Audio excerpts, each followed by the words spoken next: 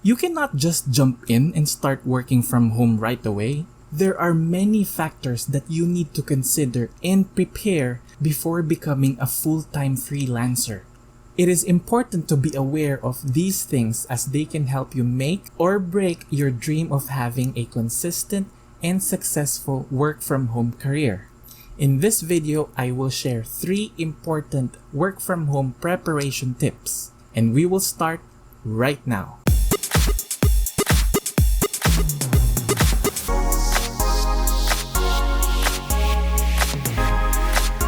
So, kumusta naman ang English na intro, di ba? Ayos ba tayo dyan? Ako si Garrett Sean at sasabihin ko na ang linya na hindi ako makapaniwalang sasabihin ko. Welcome back to my channel! Ito ang second episode ng Go Garrett kung saan pinag-uusapan natin ang lahat ng tungkol sa freelancing, adulting, and everything else in between. What the hell is that? Starting your work from home career. What to prepare?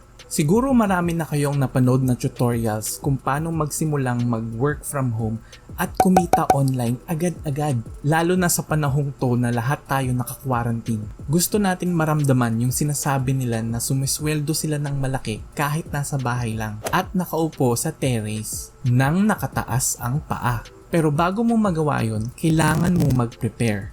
Bago ka sumabak sa giyera, kailangan armado ka. Hindi pwede yung basta-basta ka nalang susugod. Mag-share ako ng 3 importanteng bagay na dapat mong i-prepare bago ka tumalon sa mundo ng freelancing at work from home. Number 1. Emergency fund.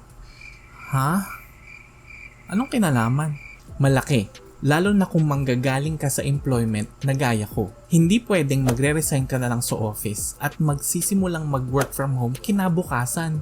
Ang emergency fund, dyan manggagaling yung pang-araw-araw mong gastos habang hindi ka pa nakakahanap ng client o ng stable source of income. Dyan manggagaling yung confidence mo kasi meron kang savings na magsusustento sa'yo for a certain period of time. Maraming interpretation kung magkano ba dapat ang minimum amount ng emergency fund. Pero para sa akin, walang tamang amount kasi unique yan for each individual. Depende yan sa lifestyle mo at sa skills mo. Kung ikaw yung tao na very skilled at alam mong maraming opportunities dun sa field mo, plus matipid ka pa, bakit ka pa mag-aantay ng matagal? Pwede na yung 1 month or 2 months worth of savings. Kasi confident ka na magkakaroon ka agad ng source of income within that time period. Pero pag feeling mo mahihirapan kang maghanap ng client kasi newbie ka pa, plus kilala mo yung sarili mo na magastos na tao, better na maging safe at mag-ipon ka for a longer period. Share ko lang na bago ako mag-resign sa corporate world at mag-over the bakod sa pag-work from home, I made sure na meron akong savings na magsusustain ng lifestyle ko for a good 3 months. It's a little shorter than ideal at naaminin ko, risky yung ginawa ko at aggressive. Pero again, it depends on the individual. It was a risk that I'm willing to take at that time. Pwede kang mag-ipon ng 6 months worth of savings kung sa tingin mo yun yung magbibuild sa'yo ng confidence. Yung peace of mind na may ipon ka habang naghahanap ka ng stable source of income, yun para sa akin ang purpose ng emergency fund sa freelancing. Number 2, prepare yourself, your mind, and your emotions. Bago ka mag-work from home, mag-set ka ng expectations para sa sarili mo. Psych yourself up on what you're about to do and what's ahead of you. Common kasi na problema, halimbawa, nag-decide ka ng mag-work from home ka na. Inaral mo na yung ins and outs, nag-exert ka na ng effort, practice ka ng practice. Nasa tamang direksyon ka na eh.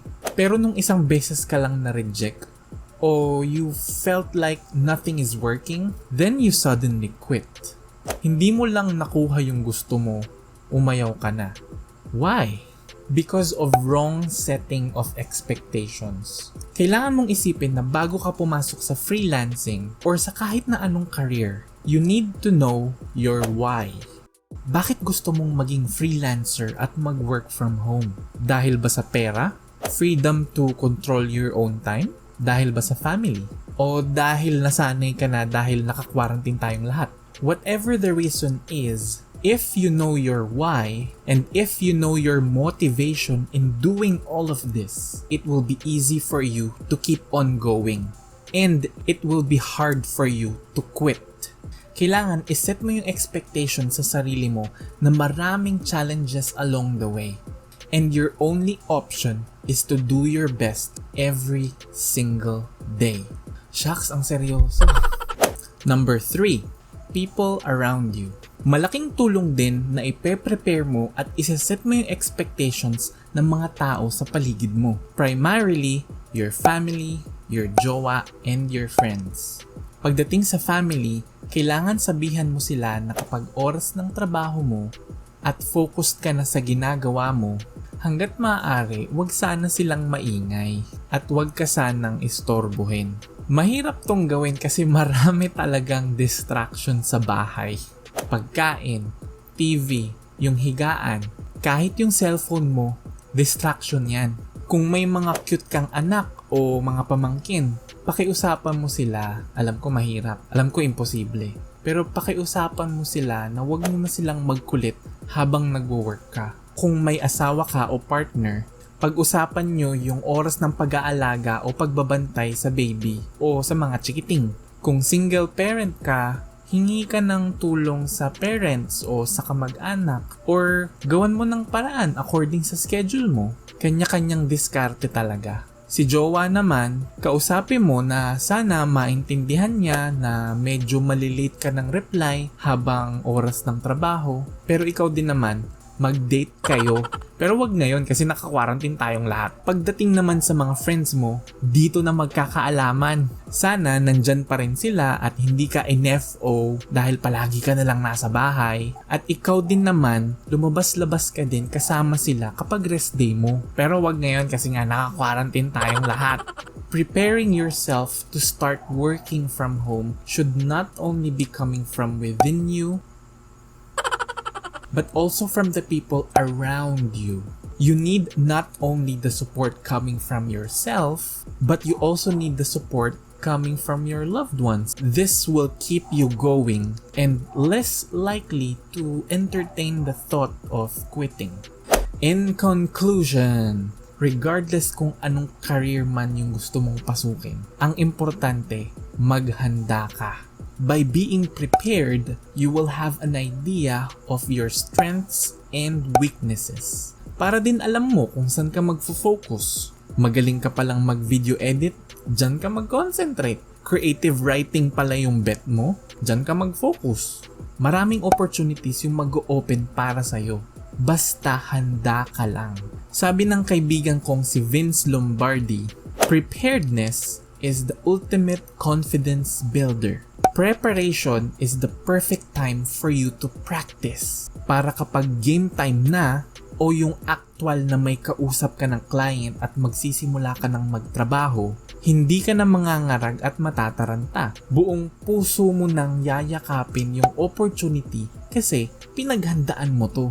This is your moment. Salamat ulit sa time mo. Kung nakatulong ako sa'yo sa video na to, sana tulungan mo rin ako na gumawa pa ng maraming videos na kagaya nito sa pag-like at pag-subscribe sa channel ko. O kaya naman kung may kilala kang sa tingin mo ay matutulungan ng video na to, i-share mo to sa kanya.